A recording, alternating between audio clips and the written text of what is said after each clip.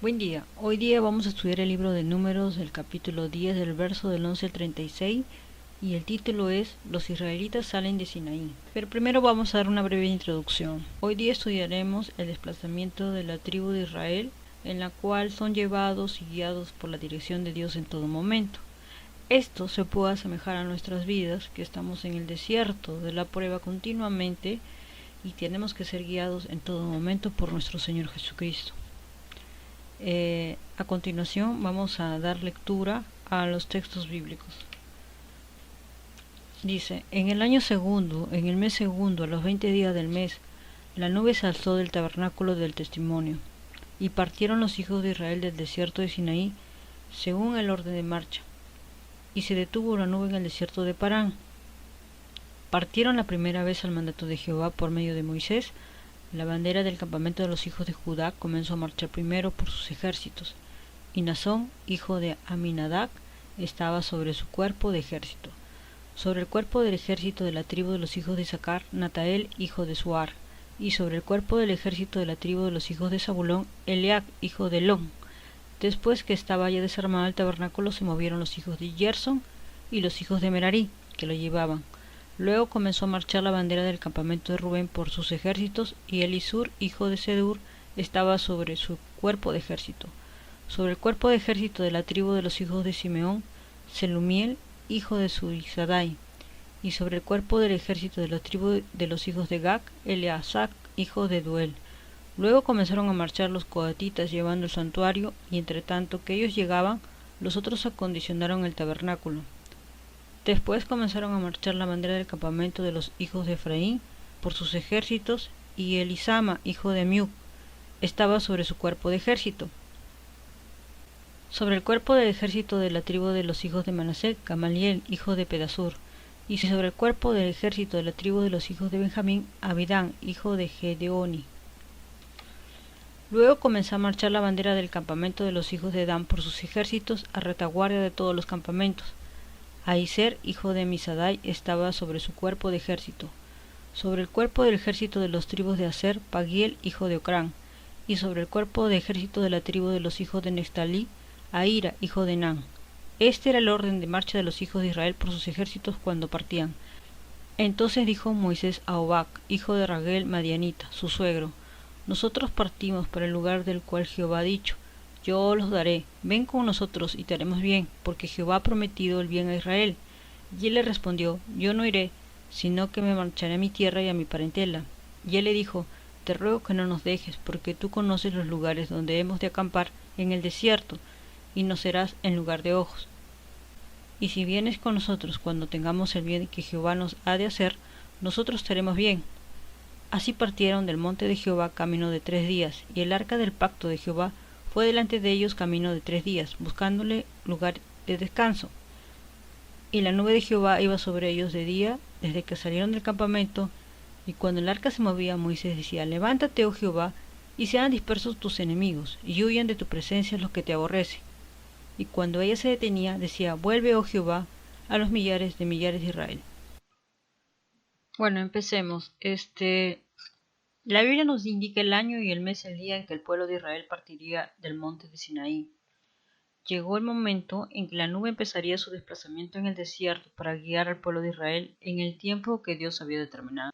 Ahora, el año que ocurrió fue en el año segundo, desde que el pueblo de Israel había salido de la esclavitud de Egipto. O sea, había pasado un año en que el pueblo ya había sido liberado de la esclavitud, de la opresión del pueblo de Egipto que tenía sobre ellos, que estaban esclavizados durante muchos, muchos años. Salieron de Egipto y caminaron con dirección al sur en el desierto hasta llegar al monte Sinaí, en donde acamparon alrededor de un año. En aquel lugar es donde se manifestó la gloria de Dios y el pueblo recibió las leyes e instrucciones. Como bien sabemos, en el monte de Sinaí es donde Dios le da las leyes al pueblo de Israel para que sea un pueblo santo. Desde aquel entonces, desde que llegaron al monte Sinaí, pasó aproximadamente un año y ya era tiempo pues de partir. El mes ocurrió en el segundo mes de Eliar, en hebreo significa luminosidad, que corresponde a los meses de abril y mayo.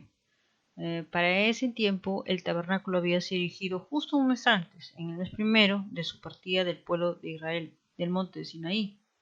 Es decir, que ya en el momento de la partida del monte Sinaí al desierto de Parán ya había sido erigido el tabernáculo, es decir, ya existía tabernáculo.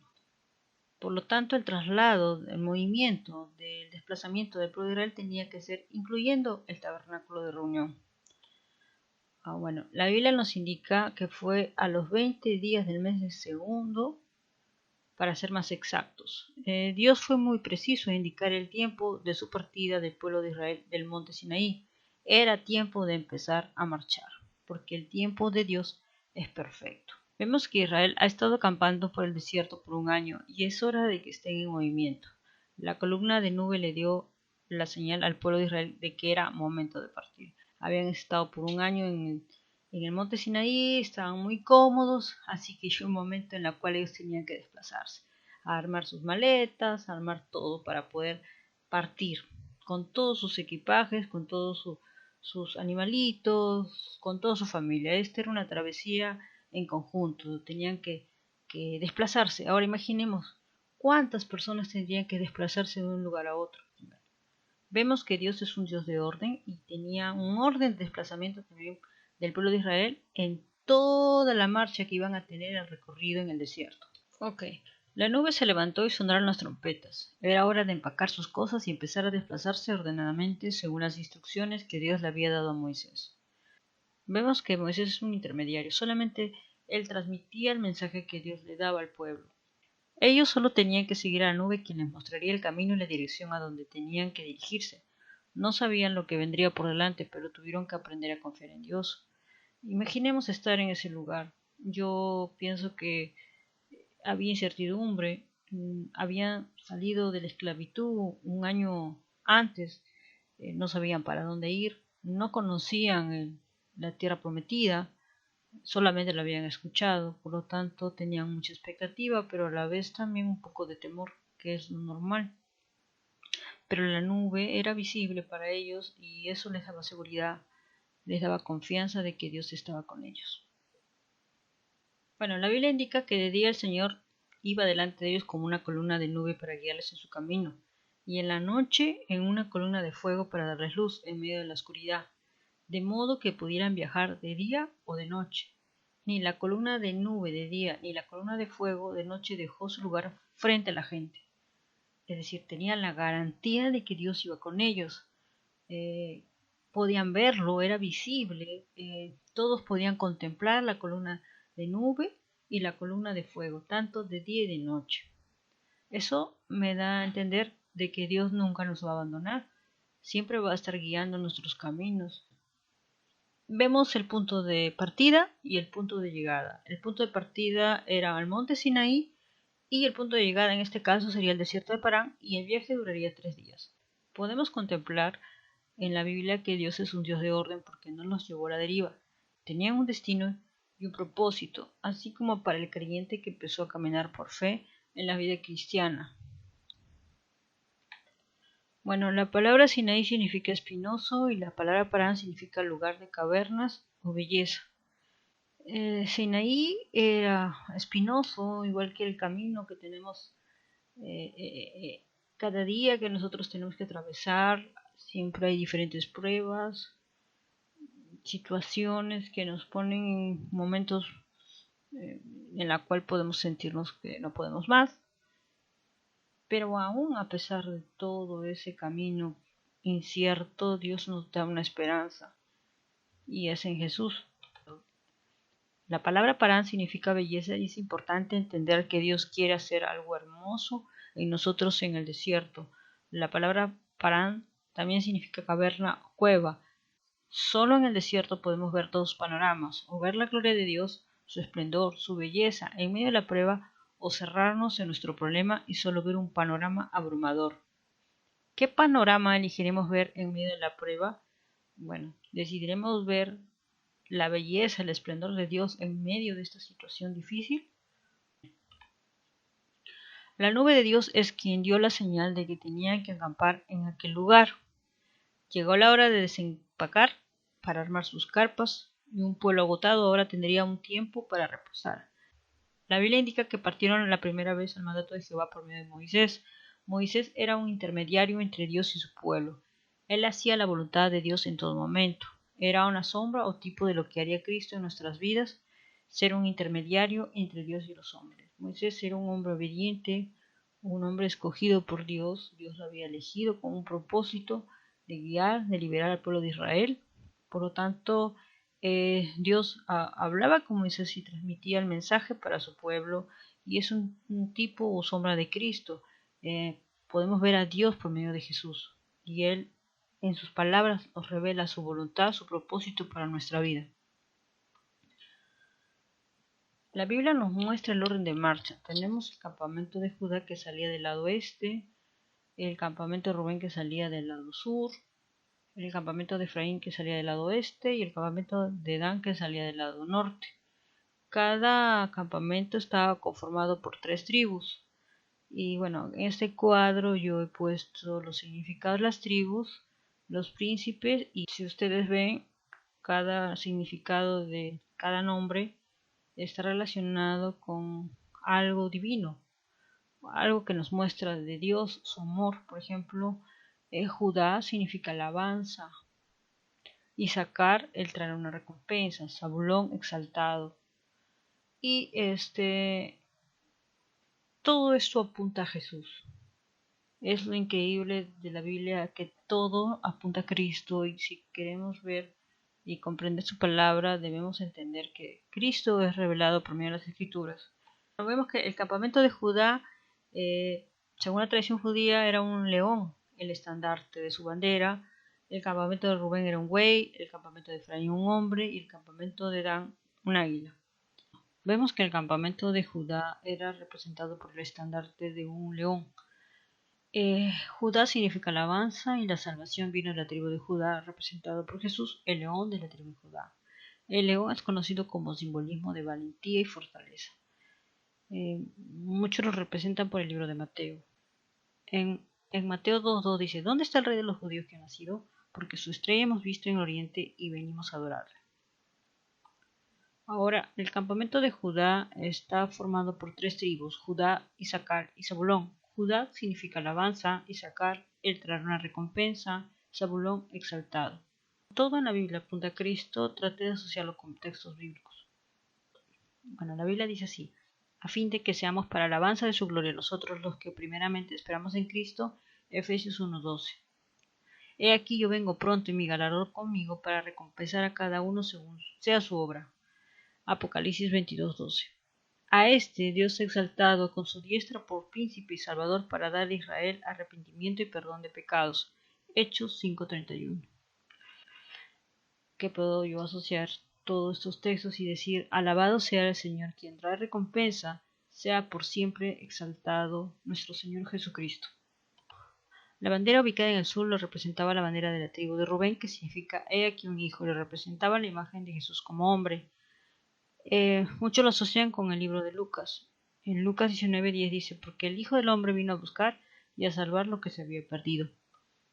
Las tribus que conforman el campamento de Rubén es Rubén, que significa un hijo; Simeón, que significa oído; y Gad, que significa tropa. Bueno, puedo asociarlo con los siguientes versículos: el que tiene el Hijo tiene la vida, y el que no tiene el Hijo de Dios no tiene la vida. Primera de Juan 5:12.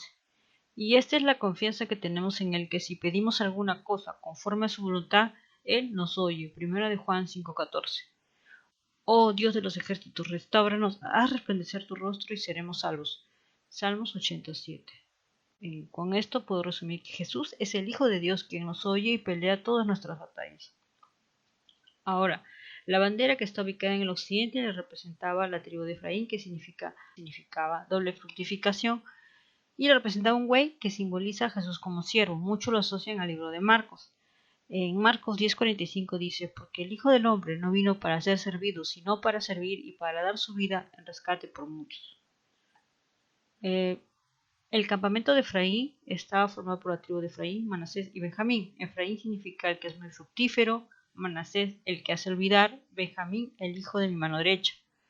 Bueno, yo lo asocio con los siguientes versículos: yo soy la vid, vosotros los pámpanos; el que permanece en mí y yo en él, éste lleva mucho fruto, porque separados de mí nada podéis hacer.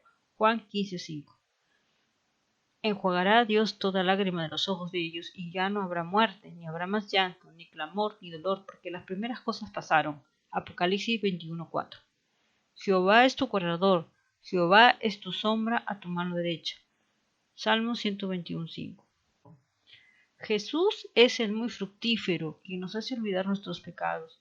Él es el que está sentado a la diestra del Padre. Ahora, la bandera ubicada en el norte representa la bandera de la tribu de Dan, que significa un juez, y lo representaba el águila, que simboliza a Jesús como Hijo de Dios. El águila es una ave de rapiña grande y majestuosa, y muchos lo asocian con el libro de Juan. En Juan 1:34 dice: y yo le vi y he dado testimonio de que este es el Hijo de Dios. Ahora, el campamento de Dan está formado por la tribu de Dan, Aser y Neftalí. Dan significa un juez, Aser significa feliz y Neftalí mi lucha. Porque Jehová es nuestro juez, Jehová es nuestro legislador, Jehová es nuestro rey, él mismo nos salvará. Isaías 33:22. Bienaventurados los que lavan su ropa para tener derecho al árbol de la vida y para entrar por las puertas en la ciudad. Apocalipsis 22:14. Entonces vi el cielo abierto, y aquí un caballo blanco, y el que montaba se llamaba Fiel y Verdadero, y con justicia juzga y pelea. Apocalipsis 19:11. Bueno, concluyo. Jesús es el juez. Feliz aquel que depositó su confianza en él, porque él pelea por nosotros y gana todas nuestras batallas. Acá vemos el orden de marcha de los hijos de Israel por sus ejércitos cuando partían. El arco del pacto iba obviamente adelante y lo llevaban los coatitas. Luego venía el campamento de Judá, luego los descendientes de Gerson y Merari, que llevaban las estructuras del tabernáculo y cortinas, luego el campamento de Rubén, nuevamente los coatitas cargaban los muebles del tabernáculo, luego seguía el campamento de Efraín y el campamento de Dan. Ese era el orden en la marcha en el desierto. O sea, tenían que seguir esa indicación según las instrucciones que Dios le daba a Moisés. Bueno, vemos que están distribuidos en 7 bloques. En el primer bloque iba el arca del pacto, es decir, la presencia de Dios, y que se representaba por el arca del pacto que le llevaba un grupo de los hijos de Coat. Ya habíamos estudiado que cualquier persona no podía tocar el arca del pacto, solamente tenían que ser los descendientes de Coat. Luego prosigue el campamento de Judá. Bueno, es la tribu donde desciende el Mesías. Luego sigue la parte más pesada del tabernáculo, que eran las estructuras y las cortinas llevadas por los hijos de Gerson y Merari. Prosigue el campamento de Rubén. Luego siguen los muebles del tabernáculo que le llevaban parte de los hijos de Coat. Luego el campamento de Efraín. Y por último el campamento de Dan. Son 7 bloques que Dios había organizado para poder marchar en el desierto, porque todo lo que Dios hace es perfecto. ¿Y esto a quién apunta? A Jesús. Todo esto apunta a Cristo. Bueno, continuemos. Entonces dijo Moisés a Oac, hijo de Raquel Madianita, su suegro: nosotros partimos para el lugar del cual Jehová ha dicho: yo os lo daré. Ven con nosotros y te haremos bien, porque Jehová ha prometido el bien a Israel. Y él le respondió: yo no iré, sino que me marcharé a mi tierra y a mi parentela. Y él le dijo: te ruego que no nos dejes, porque tú conoces los lugares donde hemos de acampar en el desierto, y nos serás en lugar de ojos. Y si vienes con nosotros cuando tengamos el bien que Jehová nos ha de hacer, nosotros te haremos bien. Bueno, Oak significa amado y favorecido, y Raguel significa amigo de Dios. Moisés consideraba que era necesario contar con su apoyo para algunos asuntos, en la cual se requería su experiencia y conocimiento del desierto. En la Biblia nos muestra que Dios se complace en usar instrumentos humanos para realizar las maravillas de su gracia. En Hechos 9:15 dice: el Señor le dijo: ve, porque instrumento escogido me es este, para llevar mi nombre en presencia de los gentiles, y de reyes, y de los hijos de Israel. Oak no estaba muy convencido de seguir al pueblo de Israel, pero Moisés lo persuade para que pueda acompañarlos, ya que sería muy útil su compañía en el desierto. Bueno, nosotros también tenemos que hacer eso con nuestros amigos y familiares, mostrarle el camino que nos lleva a Jesús. Moisés sabía que las promesas de Dios eran una buena garantía, por lo tanto era una buena elección seguir a la nube de Dios. La invitación está dirigida a todos aquellos que quieren seguir a Cristo. Somos extranjeros y peregrinos en este mundo. Nuestra morada no es terrenal, sino celestial. Tenemos que entender que esto donde estamos ahorita, en este momento, esta casa, esta tierra, es temporal, es pasajero, no va a ser eterno. Nuestra mirada siempre debe estar en lo celestial y no en lo terrenal. Los beneficios de seguir un camino dirigido por Dios es que Dios los había liberado de la esclavitud al pueblo de Israel y viajaban en el desierto con destino a la tierra prometida. Ellos habían confiado en sus promesas y eran guiados por su presencia y poder. Dios había prometido el bien para Israel y si Obad decidía apoyarlo sería recompensado por ellos. Obad, según la opinión de Moisés, podría recibir las mismas bendiciones que Dios le había prometido a Israel, siempre y cuando los acompañara de la misma manera. Ahora en 2 de Corintios 4:18 dice, no mirando nosotros las cosas que se ven, sino las que no se ven, pues las cosas que se ven son temporales, pero las que no se ven son eternas. ¿Y esto cómo podemos verlo? Con los ojos de la fe. ¿Y qué nos da fe? La palabra de Dios. La palabra de Dios nos da fe. Entonces, en conclusión, debemos mirar las promesas de nuestro Señor por medio de las Escrituras y no mirar este mundo temporal, pasajero. Recordemos que somos extranjeros y peregrinos. No tenemos que poner nuestra mirada en este mundo porque todo esto va a pasar. Así partieron del monte de Jehová camino de 3 días y el arca del pacto de Jehová fue delante de ellos camino de 3 días buscando lugar de descanso. Vemos que desde que salieron del monte de Sinaí estuvieron 3 días caminando hasta llegar al desierto de Parán y era el arca del pacto quien era el encargado de buscar un lugar de descanso. Pregunto, ¿quién es el único que puede darnos descanso en nuestras vidas? Jesús, el buen pastor. Si Cristo no dirige nuestras vidas, difícilmente hallaremos reposo. En Salmo 132:8 dice, levántate, oh Jehová, al lugar de tu reposo, tú y el arca de tu poder. Después de 3 días de camino llegó el momento de descansar en el desierto de Parán. Dios sabe que debemos recuperar nuestras fuerzas. Solo en Él encontramos descanso. Los israelitas salieron del monte de Sinaí con destino al desierto de Parán y el trayecto duró 3 días y el arca del pacto, según la Biblia, nos indica que iba delante de ellos, dirigiéndoles. El arca de Dios representa su provisión, su protección, sus promesas, su presencia, su poder, su paz y misericordia. Moisés menciona que el arca iba primero y prepara el camino para su ejército. Hace una diferencia entre el arca y la nube. La nube elevada en el aire guiaba a los israelitas en el camino, pero el arca iba delante como un general. Estos campamentos eran un ejército, era el ejército de Dios.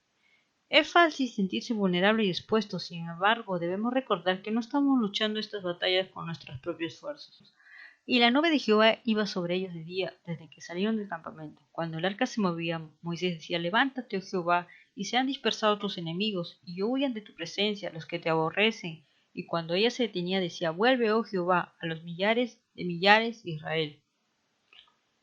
Bueno, la columna de nube iba sobre ellos de día desde que salieron del campamento en el monte Sinaí, guiándoles y protegiéndoles del intenso calor del desierto. En el trayecto del desierto a la tierra prometida, el pueblo de Israel tuvo muchas batallas. El Señor es amoroso, amable y leal. Él nos proporcionará una fortaleza en las tormentas de la vida. Él es nuestra torre alta, nuestro libertador, nuestro escudo y nuestro refugio. Y Dios promete someter a nuestros enemigos. ¿Quién es el que da la victoria? Es Cristo. Él es el que nos guía, pero también pelea nuestras batallas. ¿Quién tendría que ser levantado? Es Dios por encima del ser humano. A medida que disminuimos, Él aumenta su presencia y la vida de Jesús dentro de nosotros. Cada vez que el pueblo de Israel seguía la nube, Moisés levantaba el nombre de Dios. Si deseamos seguir al Señor, debemos aprender que Dios es quien debe ser exaltado ante cualquier situación. La Biblia dice en Juan 3:30, es necesario que Él crezca, pero yo mengüe. En conclusión, en el desierto de la prueba de la vida Dios nos guía y a pesar que no sepamos a dónde vamos, aunque todo sea incierto y no veamos más que desierto, debemos entender que ahí Dios prueba nuestra paciencia, nuestra fe. Aunque no entendamos, debemos tener confianza que Dios va adelante, porque solo en Él podemos hallar reposo en medio del desierto de la prueba. Quien no ha pasado una prueba, yo creo que todos hemos pasado una prueba. Creo que los cristianos tenemos que atravesar diferentes tipos de pruebas, porque ahí es donde Dios prueba nuestra fe. Debemos tener esperanza en medio de la oscuridad, en medio de la incertidumbre, de que Dios tiene y siempre va a tener control de todo lo que hagamos. Debemos confiar en Él y recordar que Él es el buen pastor que nos guía continuamente. Juan 16:33 dice: y estas cosas he hablado para que en mí tengáis paz. En el mundo tendréis aflicción, pero confiad, yo he vencido al mundo. Yo sé que estamos pasando momentos difíciles y que el temor puede apoderarse de nosotros, pero recordemos la promesa de nuestro Señor, que a pesar que en este mundo haya mucha aflicción, debemos confiar en Él continuamente y Él es el que nos dará paz. No tengamos miedo. Y bueno, aprovechemos este momento en buscar más su presencia y confiemos siempre que nuestro Señor Jesucristo está delante de nosotros guiándonos y peleando cada una de nuestras batallas.